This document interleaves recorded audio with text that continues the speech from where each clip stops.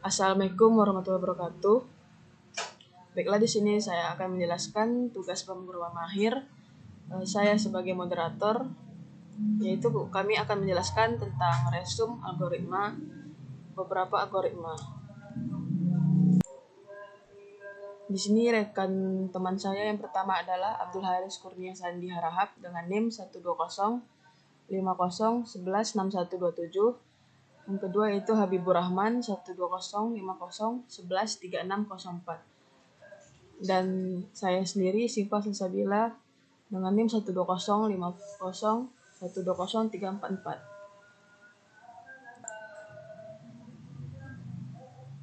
Baiklah, di sini kami akan membahas 6 algoritma, yaitu yang pertama algoritma Depth First Search atau DFS, yang kedua algoritma Breadth First Search atau BFS, yang ketiga algoritma Minimum Spanning Tree atau MST, yang keempat algoritma Kruskal, yang kelima algoritma Single Source Shortest Path, yang keenam algoritma Dijkstraw.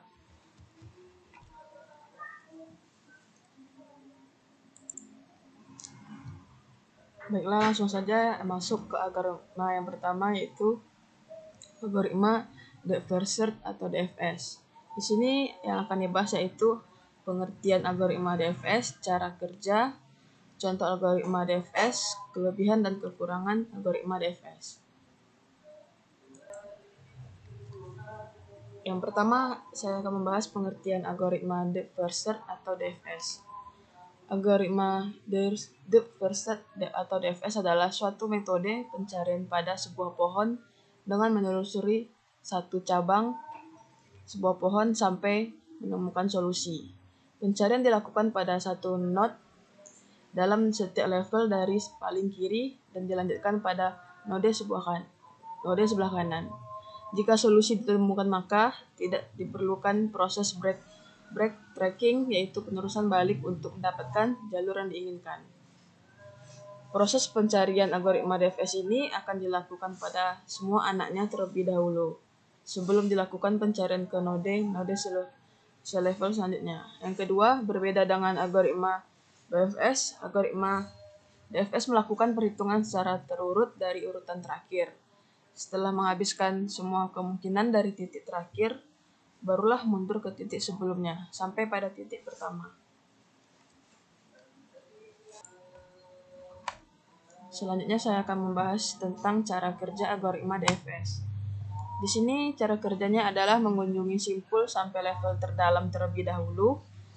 Kemudian jika ditemukan jalan buntu atau tidak ada lagi simpul yang bertetangga, maka algoritma akan memeriksa simpul sebelumnya yang sudah dikunjungi dan masih bertetangga dengan simpul lain yang belum dikunjungi, dan menelusuri simpul tersebut.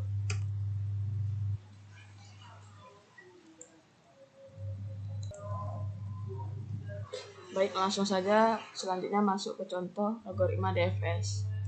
Di sini terdapat beberapa sebuah tree. Terdapat sebuah tree dengan root-nya adalah S dan goals-nya adalah ke J.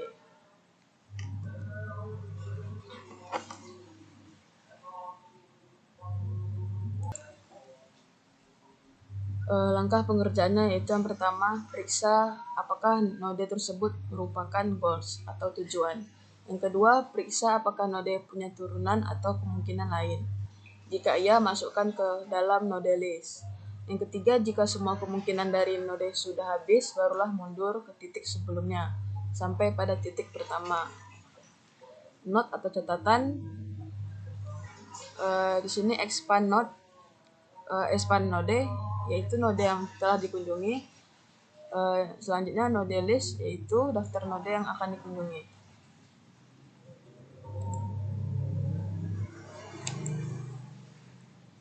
Baiklah, di sini cara penyelesaiannya.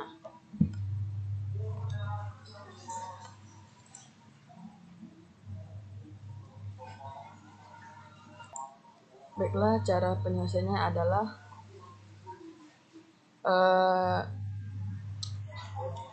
node A ini termasuk dalam expand node. Sedangkan yang pertama di sini rootnya adalah S. Maka di sini kita akan melalui node A, B, dan C. Cara yang pertama adalah kita menuju node A. Ini dia tabelnya. Node A.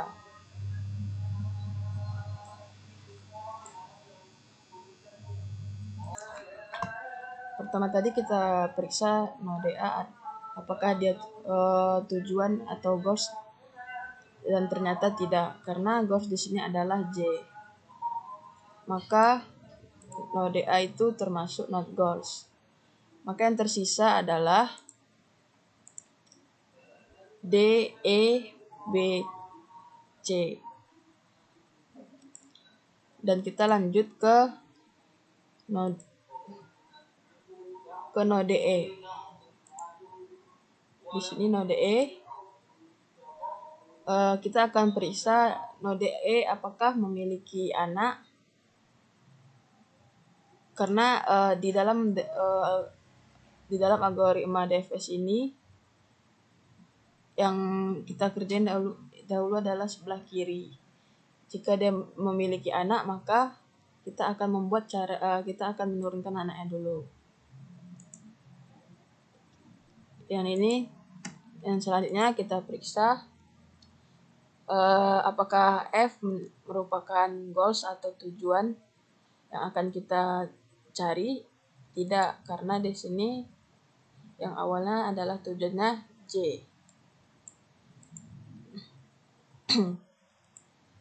Maka yang tersisa adalah node G, B, dan C.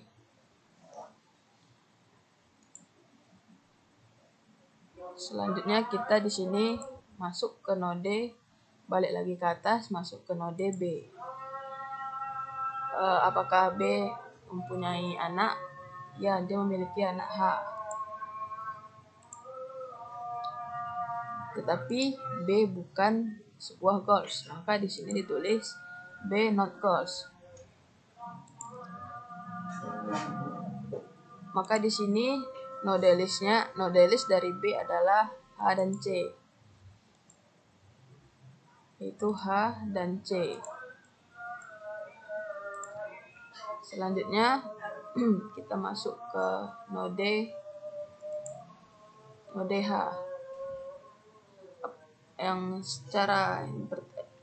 Cara yang selanjutnya kita periksa apakah node H itu tersebut goals atau tujuan. Tidak, karena di sini tujuannya adalah J. Di sini tadi node list itu daftar node yang akan dikunjungi.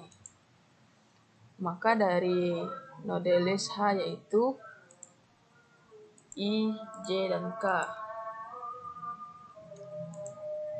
Selanjutnya kita masuk ke node I. Kita periksa apakah node I itu termasuk goals atau tujuan. Tidak, karena di sini masih tujuannya kita itu ke J. Maka I termasuk not goals atau bukan tujuannya. Maka node list atau yang akan kita kunjungi itu adalah J dan C. Yang terakhir kita masuk ke ini, turunnya ke sini, dan di sini tidak ada, maka kita lanjut langsung ke node J. Apakah node J itu goals? Iya. Maka di sini node listnya adalah C. C di sini adalah not expand. Maka node yang akan dilaluinya adalah dari rootnya S. Maka yang dilaluinya adalah B, H, J. Selanjutnya, di sini saya akan membahas kelebihan algoritma Depth First Search atau DFS. Yang pertama, algoritma ini membutuhkan memori yang relatif kecil karena hanya node-node pada lintasannya aktif saja yang disimpan. Yang kedua, secara kebetulan metode DFS ini menemukan solusi tanpa harus menguji lebih banyak lagi dalam ruang keadaan. Di sini terdapat juga kekurangan algoritma DFS. Yang pertama, jika pohon yang dibangkitkan mempunyai level dalam atau tak terhingga, maka tidak ada jaminan untuk menemukan solusi atau tidak komplit. Yang kedua, jika terdapat lebih dari satu solusi yang sama, tetapi berada pada level yang berbeda, maka pada DFS tidak ada jaminan untuk menemukan solusi yang paling baik. Jadi di sini intinya kita mencari DFS itu, yang pertama kita lakuin kepada node sebelah kiri. Lalu diturunkan selanjutnya, jika dia tidak punya anak sebelah kiri lagi, maka lanjut ke node yang di sebelah kanannya. Jika node sebelah kanan ini memiliki anak, maka kita kerjakan node yang anaknya. Kita cek lagi apakah anaknya itu ada sebelah kiri atau tidak. Kalau jika tidak, maka kita pindah ke node sebelah kanan.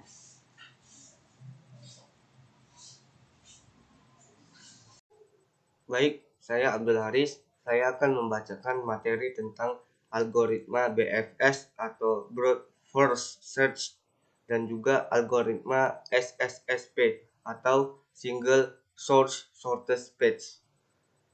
Baik, yang pertama yaitu algoritma BFS atau Broad First Search. Apa itu algoritma BFS? Algoritma BFS atau Broad First Traversal adalah algoritma traversing yang digunakan untuk melintasi atau mencari semua simpul atau node-node dari suatu struktur data tree atau graph.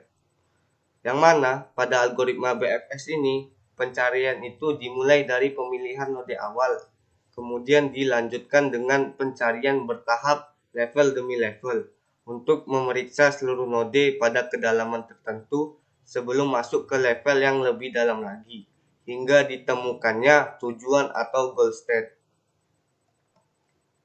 Bagaimana cara kerja BFS?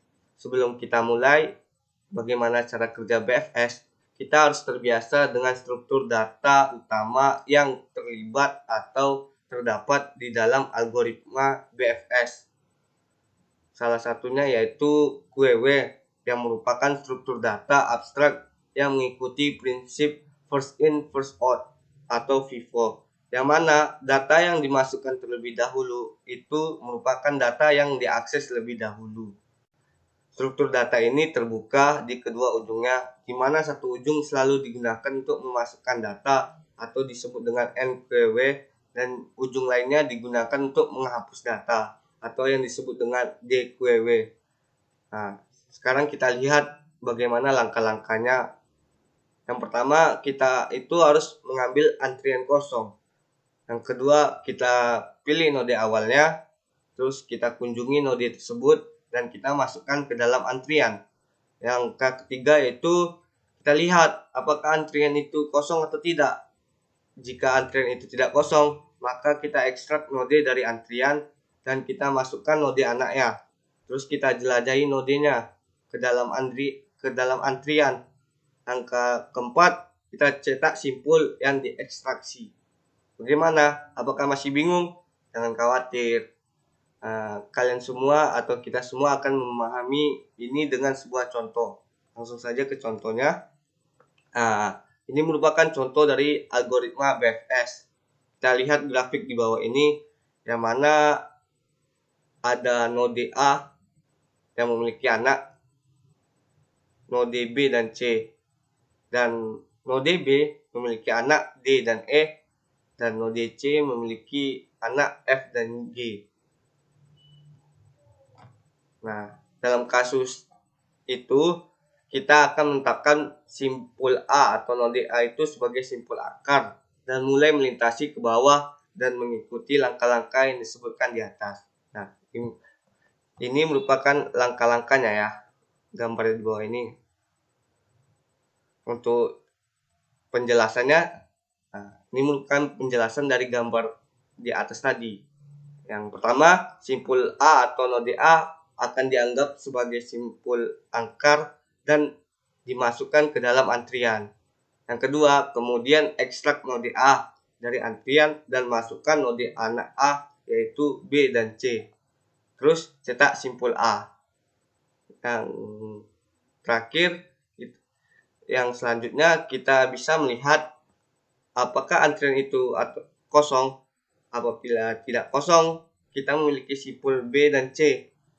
Yang mana simpul B itu adalah simpul pertama dalam antrian.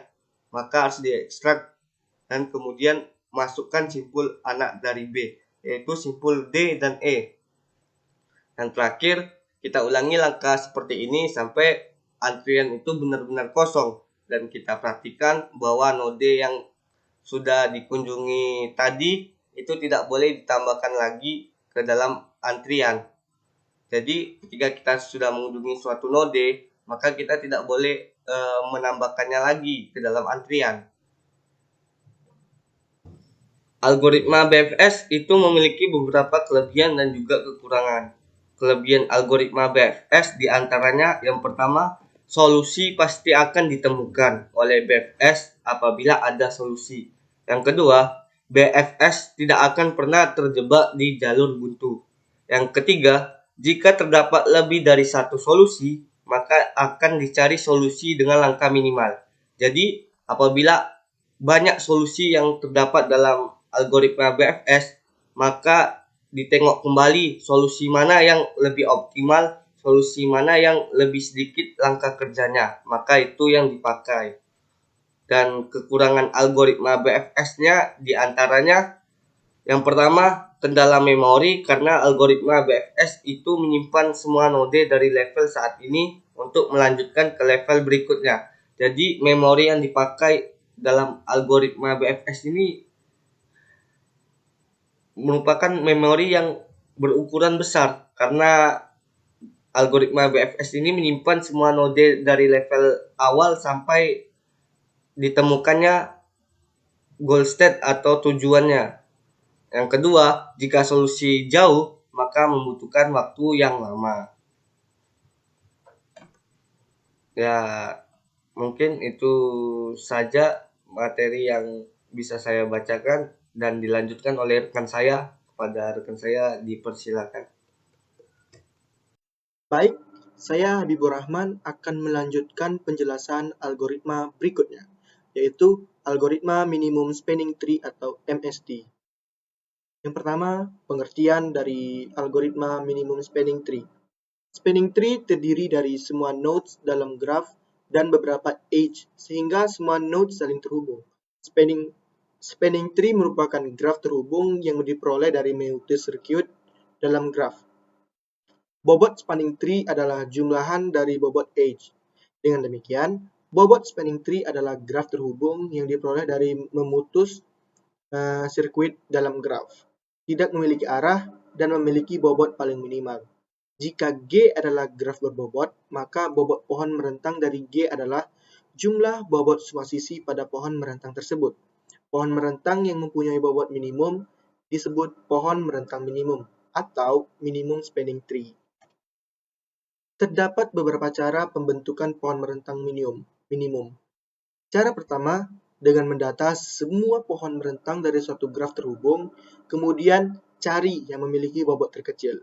Cara ini merupakan cara yang paling mudah dimengerti, namun paling menguras waktu dan tenaga.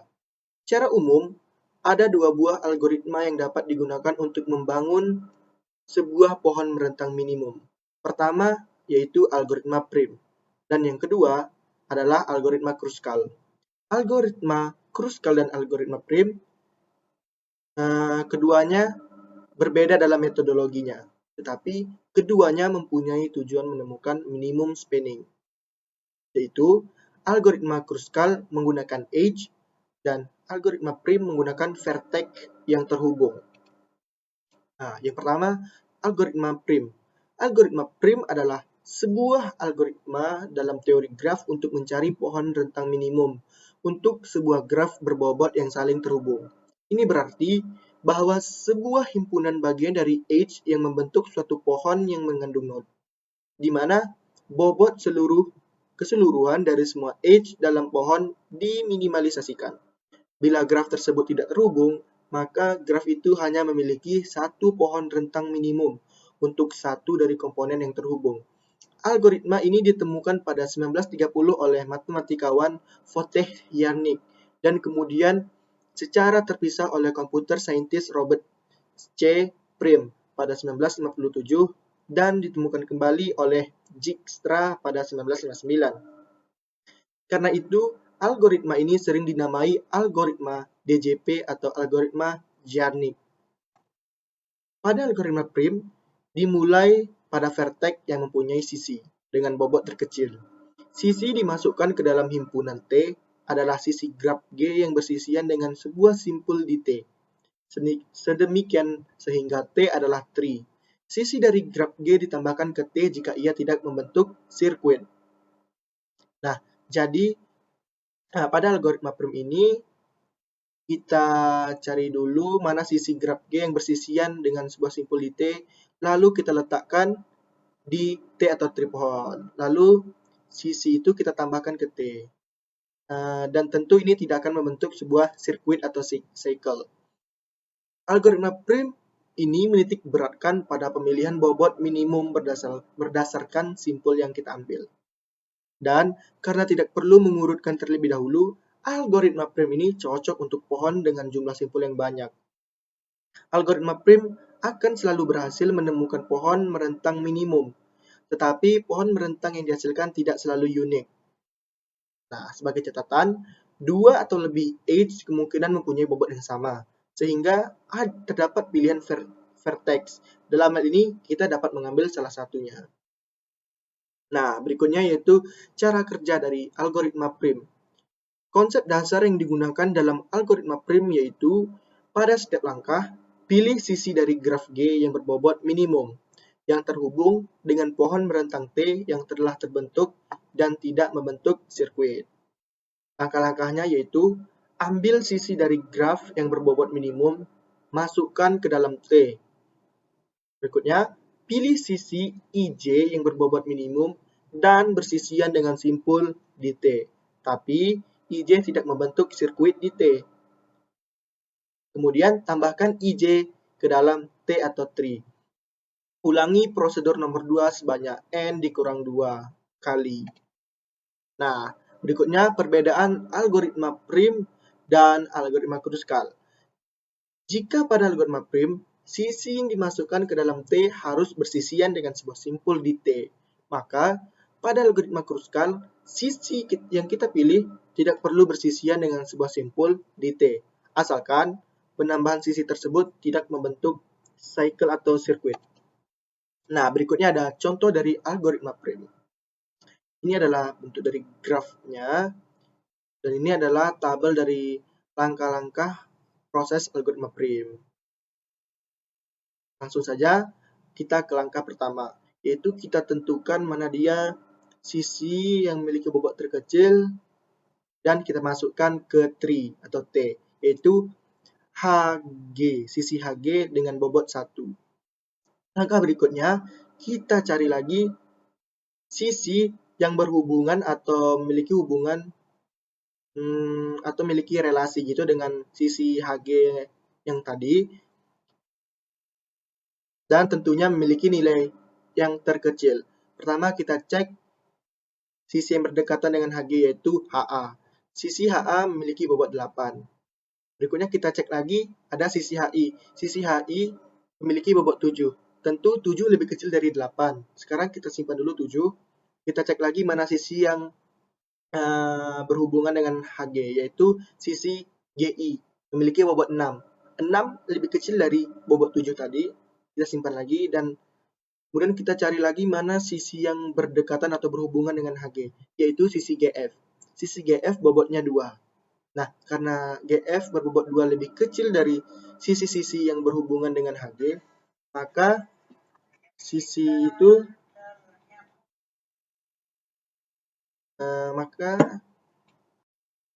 saya ulangi, karena tadi sisi GF yang memiliki bobot 2 itu bobotnya lebih kecil dari sisi-sisi lainnya yang berhubungan dengan HG, maka GF lah yang terpilih. Maka HG1 dan GF2.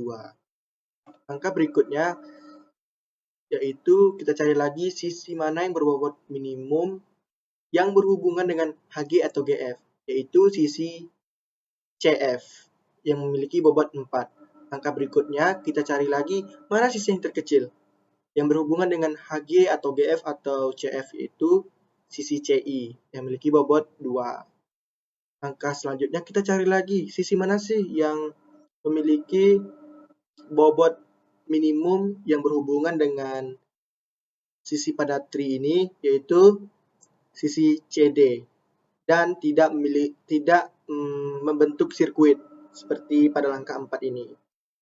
Oke, berikutnya kita ke langkah berikutnya, kita cari lagi sisi mana yang berhubungan dan memiliki bobot terkecil, yaitu sisi BC yang memiliki nilai 8. Maka BC kita masukkan ke dalam tree.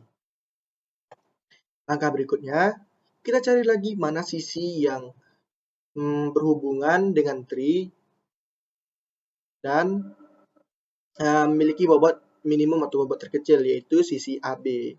Dan sisi AB tidak membentuk sirkuit. Oke, maka kita lanjut ke langkah berikutnya lagi. Kita cari lagi mana sisi yang berhubungan dan memiliki bobot terkecil, yaitu sisi DE. Dan sisi DE tidak membentuk sirkuit. Jadi ini adalah bentuk tree hasil dari proses algoritma Prim. Kita masuk ke algoritma dari MST yang kedua, yaitu algoritma Kruskal. Pertama, yaitu pengertian dari algoritma Kruskal. Algoritma Kruskal ialah sebuah algoritma dalam teori graf yang mencari sebuah minimum spanning tree untuk sebuah grafik berbobot yang terhubung. Ini berarti menemukan subset dari tepi yang membentuk sebuah pohon yang mencakup setiap titik, di mana berat total atau bobot total dari semua tepi di atas pohon diminimalkan. Jika grafik tidak terhubung, maka menemukan hutan rentang minimum atau pohon rentang minimum untuk setiap komponen terhubung. Nah, algoritma Kruskal juga tergolong ke dalam algoritma greedy pada teori graf yang digunakan untuk mencari minimum spanning tree. Algoritma ini pertama kali muncul pada tahun 1956 dalam sebuah tulisan yang ditulis oleh Joseph Kruskal. Nah, algoritma Kruskal ini adalah contoh dari algoritma rakus. Algoritma ini pertama kali muncul dalam Proceedings American Mathematical Society hal 1956. Dasar pembentukan algoritma Kruskal berasal dari analogi growing forest. Nah, apa itu growing forest? Growing forest itu ialah untuk membentuk pohon berentang minimum T dari graf G adalah dengan cara mengambil satu persatu sisi dari graf G dan memasukkannya ke dalam pohon yang telah terbentuk sebelumnya. Seiring dengan berjalannya iterasi untuk setiap sisi, maka forest akan memiliki pohon yang semakin sedikit. Oleh sebab itu, maka analogi ini disebut dengan growing forest. Algoritma Kruskal akan terus menambahkan sisi-sisi ke dalam hutan yang sesuai, hingga akhirnya tidak akan ada lagi forest melainkan hanyalah sebuah pohon yang merentang minimum. Berikutnya, cara kerja dari algoritma Kruskal. Graf yaitu kumpulan dua himpunan, yaitu himpunan titik dan kumpulan dari garis atau edge. Nah, tree atau T yaitu graf tak berarah yang berhubungan dan tidak mengandung sirkuit. Sirkuit yaitu simpul awal sama dengan simpul akhir. Nah, secara umum algoritma Kruskal itu ditulis yang pertama, T masih kosong. Pilih sisi IJ dengan bobot minimum. Pilih sisi IJ dengan bobot minimum berikutnya yang tidak membentuk cycle atau sirkuit di T. Tambahkan IJ ke dalam T atau tree. Ulangi lagi langkah ketiga sebanyak N dikurang 2 kali.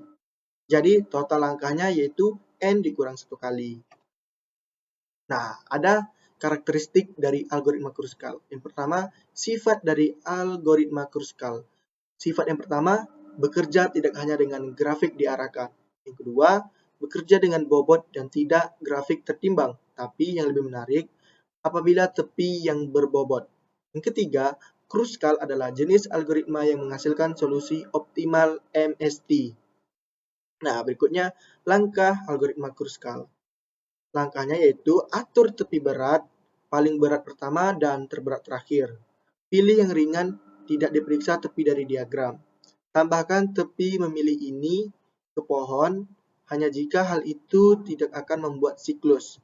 Menghentikan proses kapanpun n-1 tepi telah ditambahkan ke pohon. Berikutnya contoh dari algoritma Kruskal. Ini adalah graf dari contohnya yang meliputi N1, N2, N3, N4, N5 sampai dengan N8. Dan ini adalah tabel dari langkah proses dari algoritma Kruskal, di mana pada sisi N1 memiliki bobot 1, sisi N7, N8 memiliki bobot 1, sisi N2, N3 memiliki bobot 2, sisi N1, N6 memiliki bobot 3, sisi N3, N4 memiliki bobot 4, dan seterusnya sampai dengan sisi N4 ya dengan sisi N5 memiliki bobot 7. Kita langsung saja ke contoh dari proses algoritma Kruskal. Langkah pertama yaitu kita tentukan mana sisi yang memiliki bobot terkecil, yaitu sisi N1 dan sisi N2, di mana memiliki bobot 1. Nah, langkah berikutnya kita cari lagi bobot yang terkecil lagi. Nah, ini dia perbedaan dari algoritma Kruskal dan algoritma Prim, di mana algoritma Kruskal ini akan terus mencari mana sih dia bobot yang terkecil, lalu dimasukkan ke dalam tree atau T. Berbeda halnya dengan Prim tadi, di mana kita harus mencari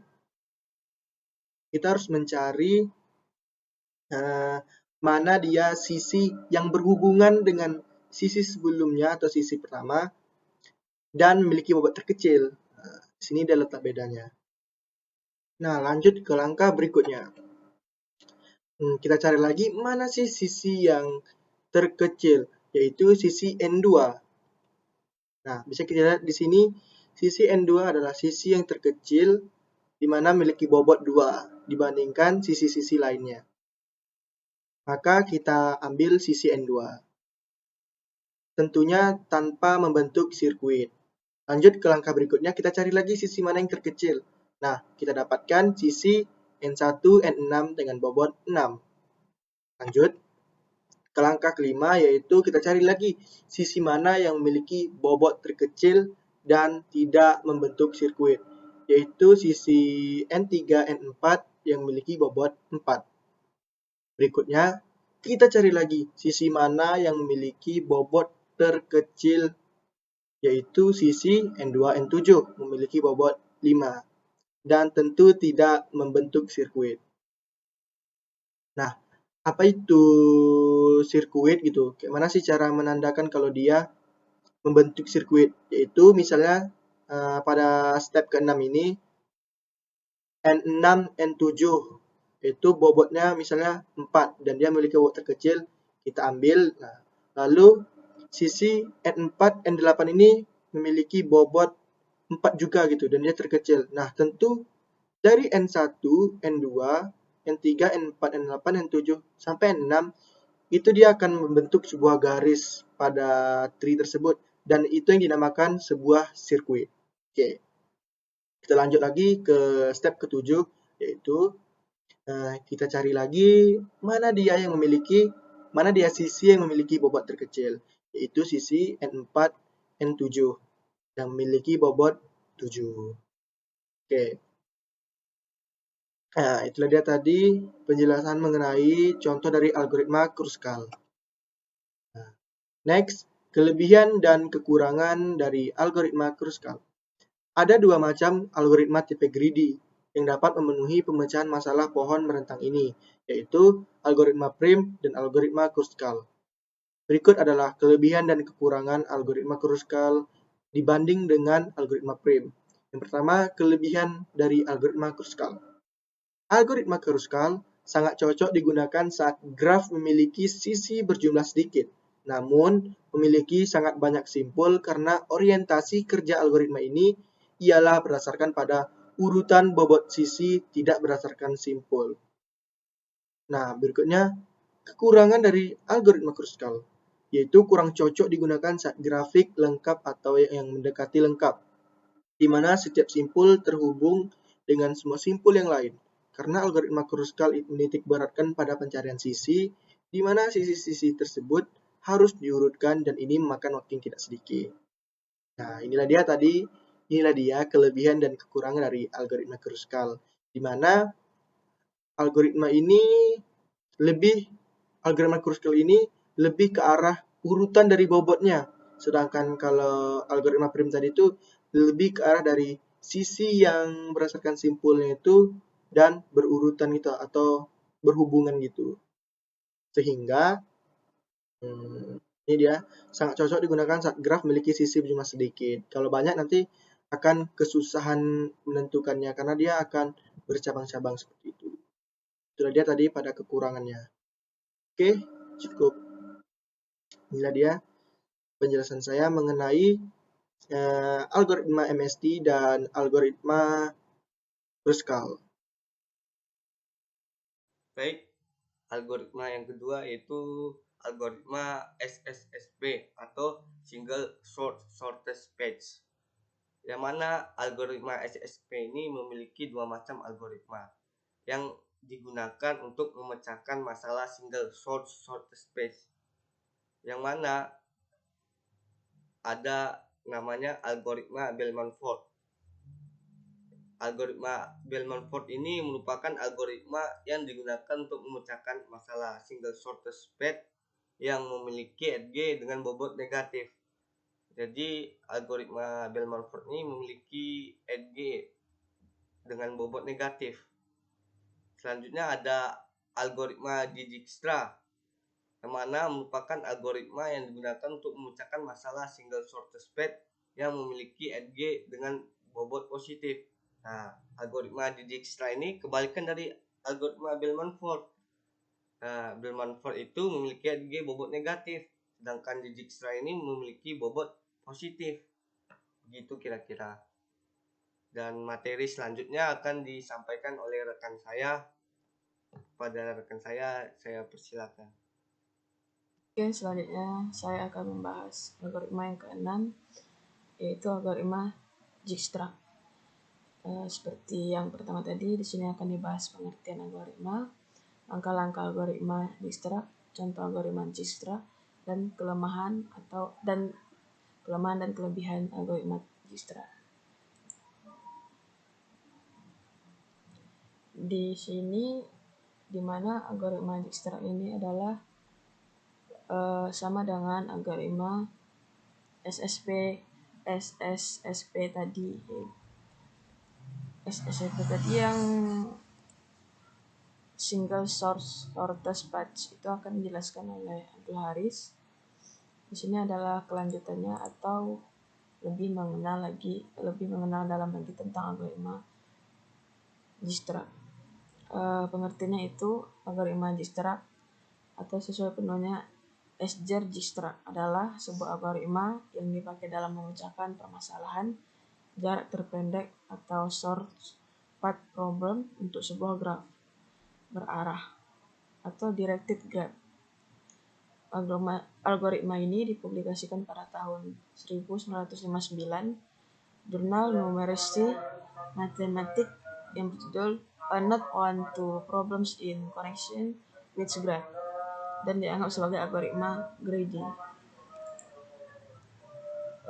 Langkah-langkah algoritma Dijkstra yaitu yang pertama, tentukan titik mana yang akan menjadi node awal, lalu beri bobot jarak pada node pertama ke node terdekat satu persatu. Dijkstra akan melakukan pengembangan pencarian dari satu titik ke titik lain dan ke titik selanjutnya tahap demi tahap. Yang kedua, beri bobot atau jarak untuk setiap titik ke titik lainnya.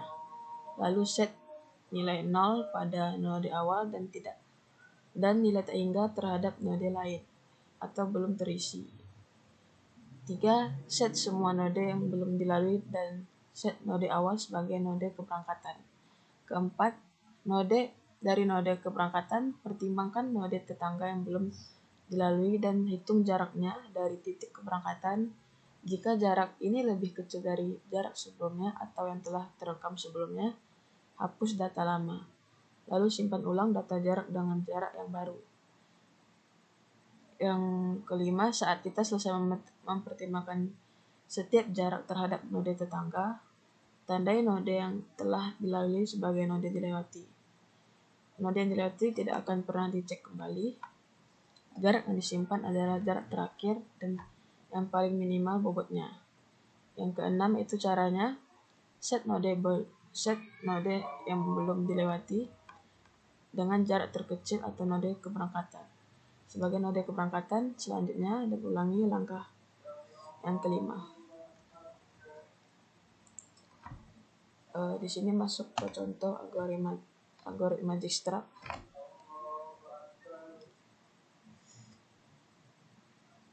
Yaitu ada sebuah graf, carilah nilai dari lintasan terpendek dari simpul S ke simpul E.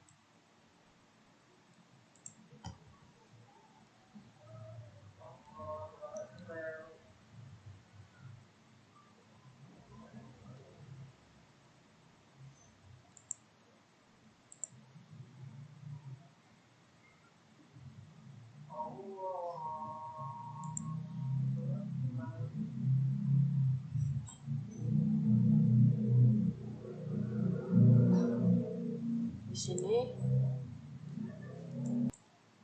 warna merah ini adalah jarak simpul dan yang kuning ini simpul yang kita pilih. Yang pertama yaitu kita mulai dari S. Jarak S ke S yaitu adalah 0, maka di sini akan ditulis 0. Sedangkan S menuju A itu adalah jaraknya 1. Itu kita tulis rutenya SA. Selanjutnya S menuju B yaitu jaraknya 5. Maka di sini tulis rutenya SB. Selanjutnya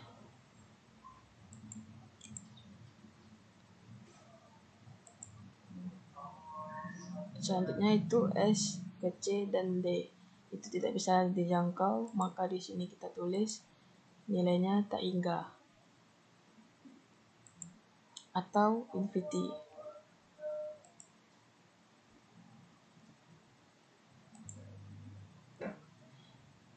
Di sini nilai A lebih kecil daripada nilai B, maka selanjutnya kita akan pilih simpul A.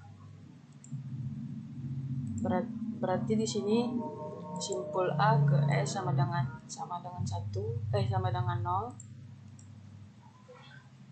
Simpul A ke A sama dengan 1, yaitu kita tulis SA.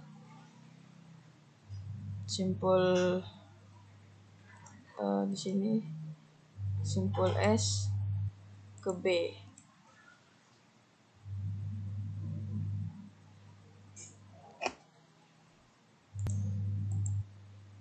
Selanjutnya simpul A menuju C. Di sini 2 dan ditambah 1, maka menjadi 3. Maka rutenya adalah kita tulis SAC. Dan di sini simpul A menuju D. Di sini A ke D 1 ditambah 1 yaitu 2. Maka kita tulis rutenya adalah SAD. Dan selanjutnya simpul S ke E. Simpul S ke E ini tidak menjangkau, maka kita akan menulis di sini akan kita tuliskan infinity atau tak hingga. Selanjutnya kita di sini akan melihat nilai mana yang paling kecil antara nilai simpul B, C, dan D. Dan di sini yang paling kecil yaitu simpul D. Maka simpul yang akan kita cari selanjutnya adalah D.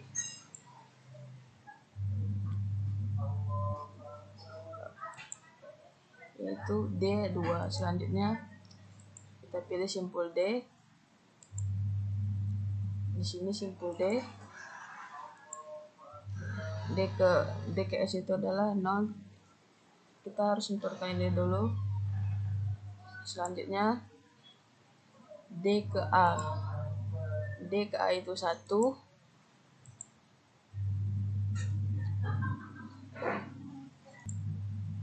D ke B 3. Dimana di sini D ke B adalah 2 dan ditambah tadi S adalah 1. Maka rutenya kita tulis SAB. Dan selanjutnya di sini D ke C yaitu 3. Selanjutnya simpul D ke E. D ke E. D ke E. Maka rutenya itu adalah SADE yaitu 4. Kenapa 4? Karena yang 2 ditambah 1 ditambah 1 itu 4. Di sini kita lihat selanjutnya itu lanjut ke simpul B. Ini disalin ulang yaitu 0. Di sini tetap diturunkan 1 SA dan di sini juga diturunkan B ke C. B ke C adalah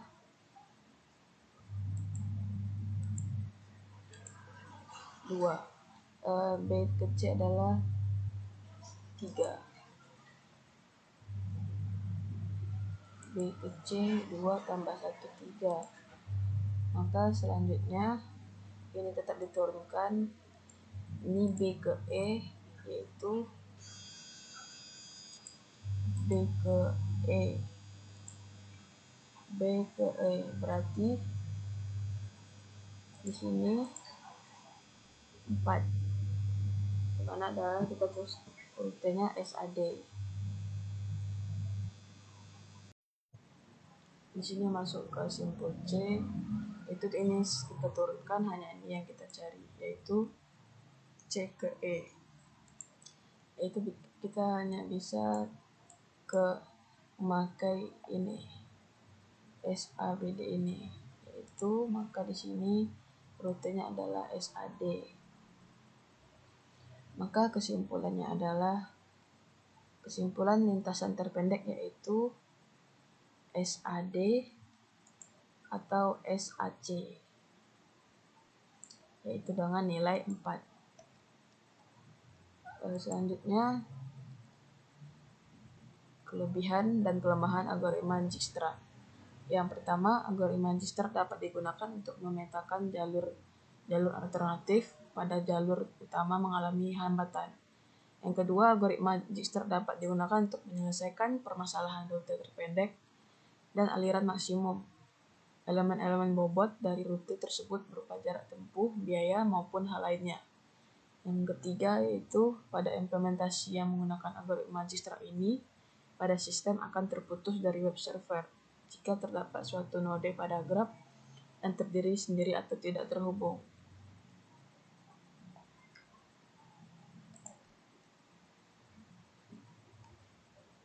Baik, cukup sekian presentasi dari kelompok kami. Jika ada kesalahan, mohon maaf. Semoga materi dari kami bermanfaat. Terima kasih. Assalamualaikum warahmatullahi wabarakatuh.